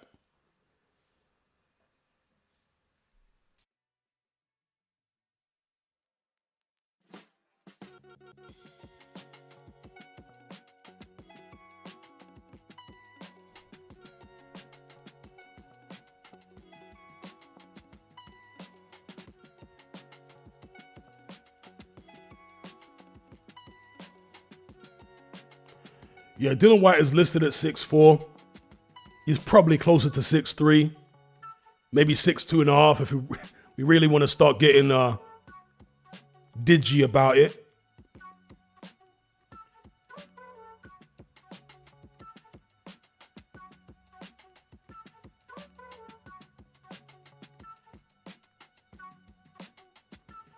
Earth summed up, said, Hatman, do you see Fury facing Usyk in December, or is he done? He put his soul into that first fight. Can't see him getting up for it again. We shall see. We shall see. It's a lot of money. Not as much money as he was making for the first fight. But I think that Tyson Fury is going to be a very, very keen observer of this upcoming AJ Dubois fight. Depending on how the AJ Dubois fight goes, Tyson Fury may choose to go ahead and fight Usyk next or not and fight the winner of AJ Dubois instead. Because if you think about it from a PR perspective, and Tyson Fury always thinks about PR. And when I say PR, he's not a clean cut corporate type like AJ, but I mean in terms of protecting his brand. Tyson Fury always thinks about protecting his brand. The Gypsy King, guy that will fight any man born from his mother. Tyson Fury is always concerned about trying to protect that as best he can. Yeah, he often tries to gaslight people and do all sorts of other shenanigans to try and protect his image and his brand. But if you think about it, if Tyson Fury were to abandon the Usyk rematch, at least for now, and fight the winner of AJ Dubois, especially if it's AJ that wins, I don't think the public will turn on Fury for doing that. I think the public will be more interested in AJ Fury than seeing Fury fight Usyk again. Do you know what I mean? So I think he'll get away with, some people might call it, Fury backtracking or ducking or whatever the case may be. But I think the majority of the public will be happy if Fury withdrew from the Usyk fight and fought AJ if AJ's coming off a good win against Dubois. Do you know what I mean? So from a PR perspective, I think that move would actually work for Tyson Fury. I think it would actually work for him.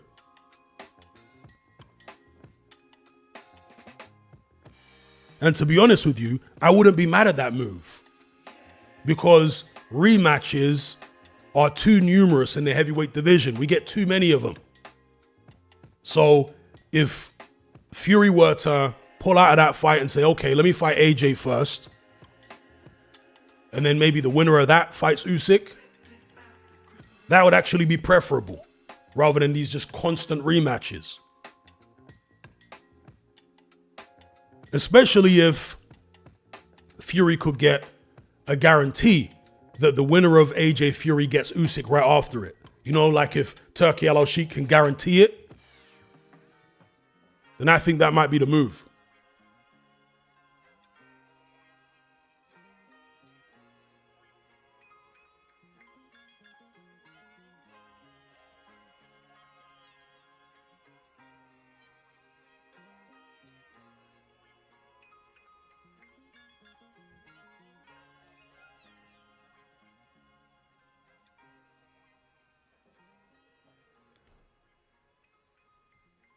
Ace99 says Usyk had his hardest fight with AJ the second fight.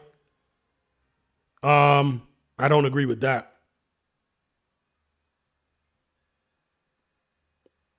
Lex Gaming says, shout out to everyone whose comments I ain't getting to. There's a lot of comments here, so bear with me. I can't get to every single comment, but shout out to everybody in the chat. Lex Gaming says, Hatman, what do you think about AJ versus a Jagba in Nigeria for AJ's first title defense after he destroys Dubois? It's a curious thing, isn't it? That they can't seem to do any big fights in Africa. There's plenty of money, especially in countries like Nigeria, South Africa, loads of money. But they can't seem to get any big fights done over there. Strange thing. I've got my suspicions about why that is. I suspect that it's because there are too many people that you would have to pay off in Africa to have a big fight. You go to Nigeria, but then again, I say that, but they do big concerts in Nigeria all the time. And in South Africa, international artists go over there, big concerts. But I guess the difference is those concerts, I'm going to assume, are promoted by local promoters.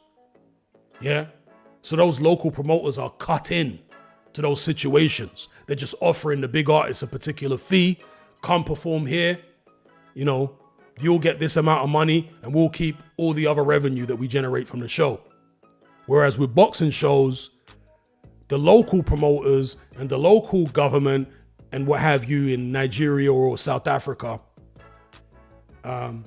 the infrastructure there, they're not going to get cut in if Turkey Al Sheikh does a show in Africa, or Eddie Hearn does a show, they're not getting cut in. And I suspect that's the reason that a big show hasn't happened there. Because the people on the ground in these African countries want too much money. Everybody wants to get paid. And Matchroom are probably looking at that saying, nah, it don't make sense for us to do it there then.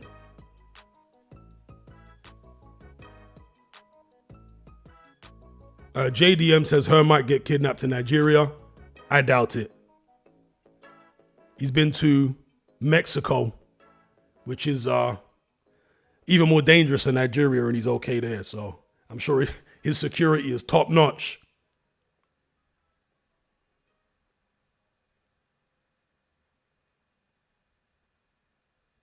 The Joker says, I like AJ Bacoli in Africa. Silly Billy Nelson says that the Congolese government wants to host it. See, that's the thing. The Congolese government would want in. Yeah, financially, they want in. I suspect they're not just going to allow you to rock up as a promotional company, hire a venue out, and take all the money back home with you. I don't think they don't like the idea of that. They want a massive chunk of what you're making, or they want to host the event themselves. So maybe if the actual government of Congo could organize it, but then AJ's tied to Matchroom, right? So Matchroom would have to be involved in some capacity, and they certainly wouldn't want to put the money up under the terms of the Congolese government, I would assume.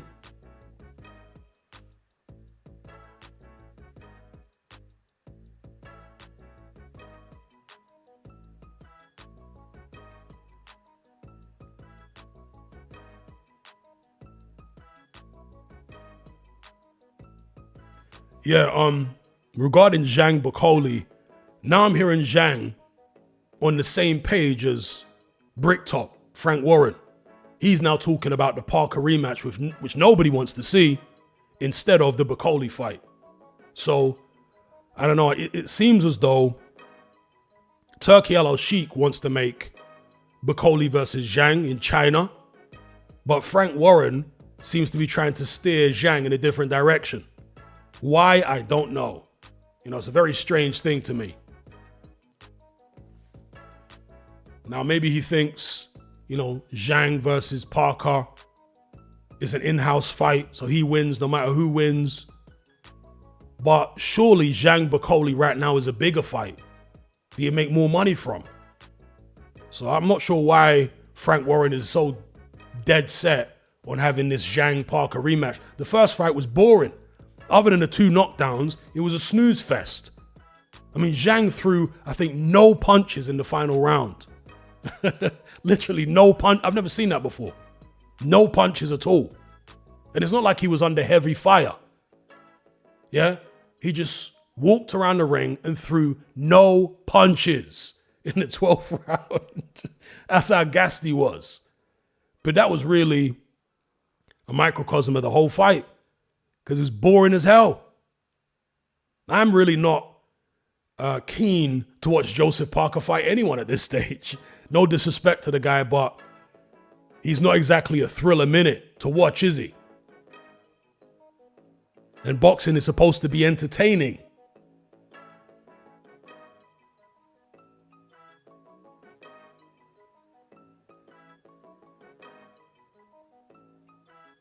What do you guys think of the possibility of Deontay Wilder fighting Francis Ngannou? Because personally, I think that if Wilder's going to fight on, that's the only big name he should consider. Obviously, Ngannou is not a real boxer, but he's still a big name because of his UFC career, his MMA career, and the fact that he fought Tyson Fury and Anthony Joshua. So he's a name whether you like it or not. And so out of the names in heavyweight boxing, I think Wilder's the only one, Ngannou's the only one that Wilder should consider fighting at this stage. Marquez says Wilder will get smoked dangerously. He might, but Ngannou is wide open. Wilder's not going to find a big name who's as easy to hit as Ngannou. Ngannou's very strong, you know, is a hell of a puncher, but wide open. Okay, his guard is so wide. I mean, it's like a bus garage, his guard. You literally would struggle not to land on him.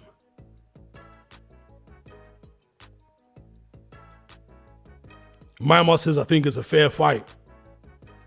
Yeah, I think it's a fight that makes sense for both of them, right? Because for Ngannou, he'd be going up against the technically poorest big name heavyweight out there. Because he's been in there against two technically good guys in Tyson Fury and AJ. Against Wilder, he'd be going up against the guy who technically is probably on a similar level to himself. Yeah, so that's a plus point for Ngannou. And for Wilder, same thing. Wilder's used to fighting guys who are technically really good. Zhang is good technically. Parker's good technically. Whereas against Ngannou, he's fighting a big guy with a massive head, big open guard, big sign on his forehead saying, hit me with a right hand. You know what I mean? So I think it makes sense for both guys if Deontay Wilder actually wants to carry on. The Joker says 50-50 fight, and Ngannou would bulldoze Wilder if he got on the inside. Plenty of openings for Wilder. Yeah. The concern, of course, would be that Wilder would go in there and freeze again, right? Because he'd been knocked out a few times now badly. The Zhang knockout was crazy. Yo, the Zhang knockout was shades of Zab Judah against Costa Tszyu. You know, Wilder gets hit with a big shot and he turns around to complain at the ref. That's like Zab Judah against Costa Tszyu. That knockout was crazy.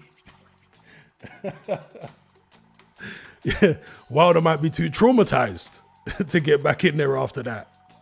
You know, and I couldn't blame him. Shout out to Black Dynamite for the super chat. He says, Bricktop and Fast Car are both rinsing the Turk. That's why these upcoming Riyadh undercards are dead as hell. They keep making these nothing fights. Yeah, some people see it that way. They see it as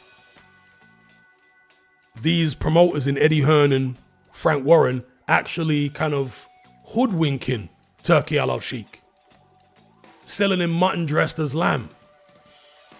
And what I will say is I don't think Turki Al-Sheikh knows boxing as well as particularly Eddie Hearn makes out, because Turki Al-Sheikh has tried to make some very strange fights, like Terence Crawford against David Benavidez.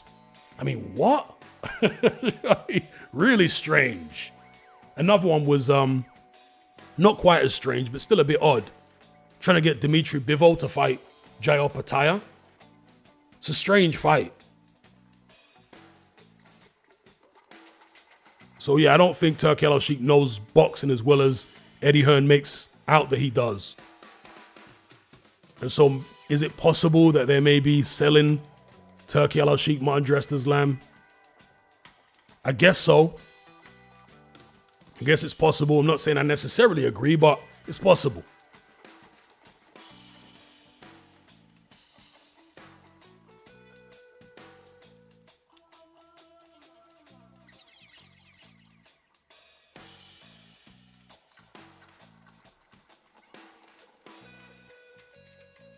Myanmar said he got turned around with a punch. It was crazy. It was crazy.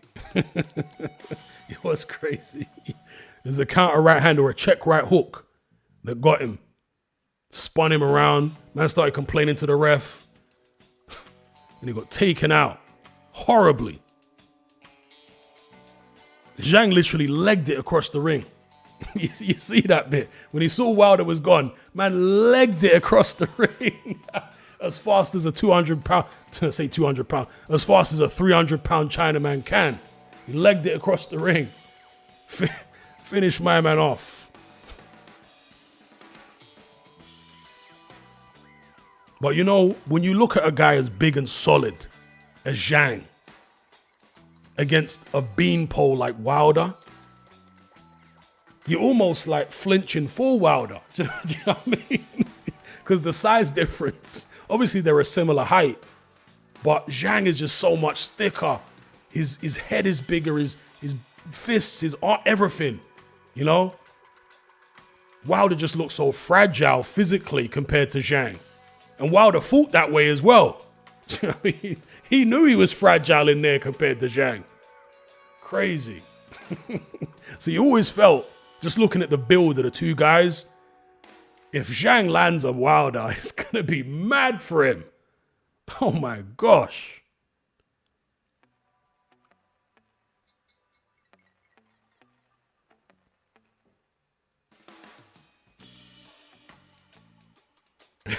As he says, Zhang the bull in the china shop. I like that one. Yo, Zhang's eyes lit up. Did you see that? When he saw Wilder was hurt. If you ever see the slow-mo, it's crazy. Man's eyes light up. Legs it across the ring. That was crazy. I've never seen Zhang move like that before.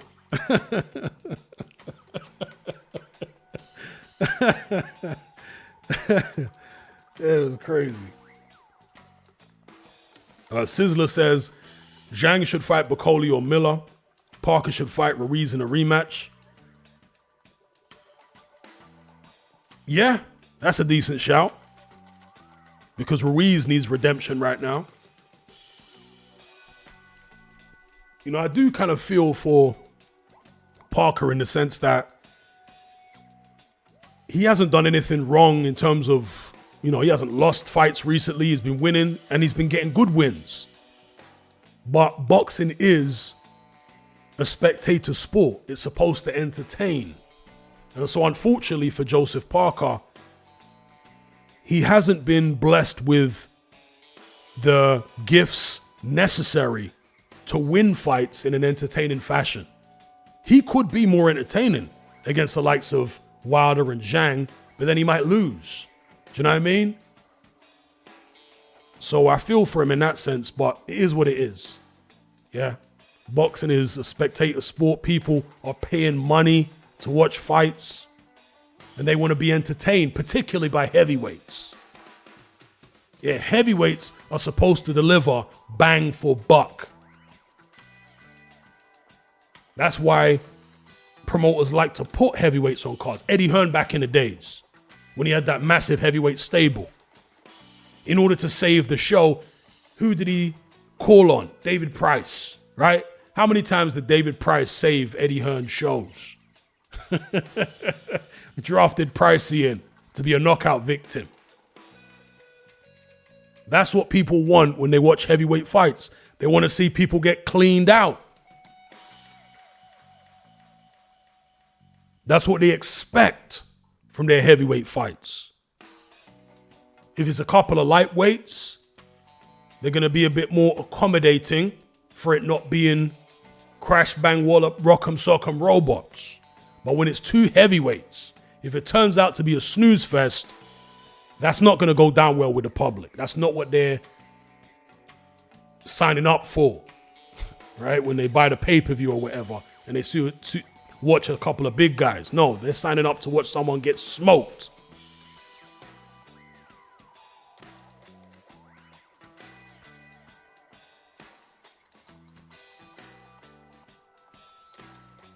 JDM says Johnny Fisher, fake injury pullout. I hope Johnny ain't using the sauce. Huh? Has Johnny Fisher pulled out of his fight with Rudenko? Surely not.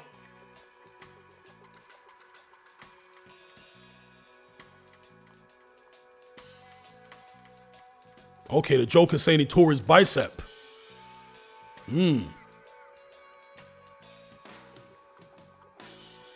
That's interesting. Because that was going to be a step up of sorts against Rudenko. Not like Rudenko was an amazing fighter, but that was a step up for Johnny Fisher. Rudenko was definitely better than Babic. That would have been the best opponent Johnny Fisher has faced so far as a pro, or at least the toughest opponent in terms of punch resistance that Johnny Fisher has faced as a pro, Rudenko. When he's pulled out because of a bicep injury.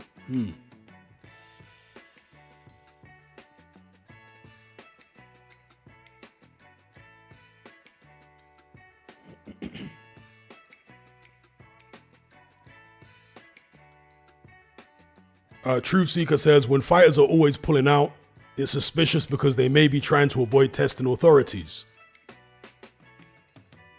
Well, this is the thing about boxing. Yes, it is a dirty sport. And so people inevitably will be doing stuff like that. They will be pulling out because they're cycling off or whatever the case may be. Yeah, that is inevitably going to be happening. There'll also be people pulling out or shows getting cancelled because of poor ticket sales, and they'll blame it on an injury for whatever reason, maybe for insurance purposes, right? Because if they just pulled the show because they're not selling enough tickets, maybe they'd be more liable, or I'm not sure. I'm just, throwing it out there. But at the same time, boxing is a combat sport. Okay, people do get genuinely injured as well. So I understand why there is an atmosphere of suspicion among boxing fans, right? Everyone's suspicious of everything. You never believe, because obviously promoters lie non-stop. Certain fighters lie non-stop. So you have to play detective and try and figure out the truth for yourself, because you can't rely on fighters or promoters or television networks to tell you the truth. So I understand the atmosphere of suspicion, and there's nothing wrong with it, right? You have to stay vigilant in a sport like this. But we also have to be mindful that real injuries also take place, right? Real injuries are not a myth in boxing. They happen. It's a contact sport, a combat sport too. So, people do get genuinely injured, bicep tears and this and that, broken ribs. Stuff happens. Callum's all right, comment of the night. Callum says, Fisher probably pulled his bicep by carrying his dad's Chinese order.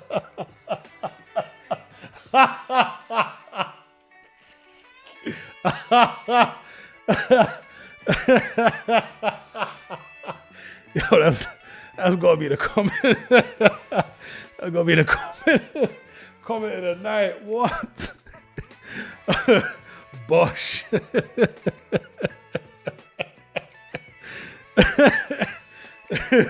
Yeah, Fisher Senior's Chinese orders are crazy.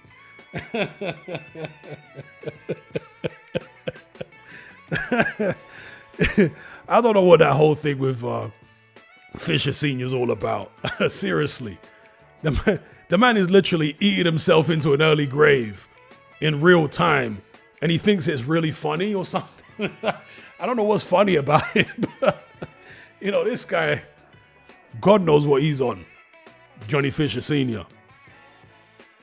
Man is literally eating himself into the grave, and he thinks it's really funny. Go figure.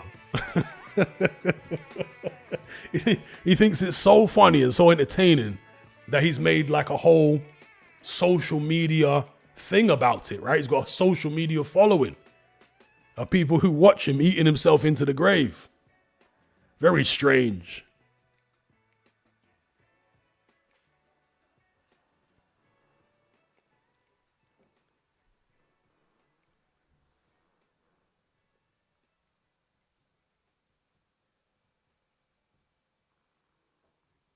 Yeah, very strange.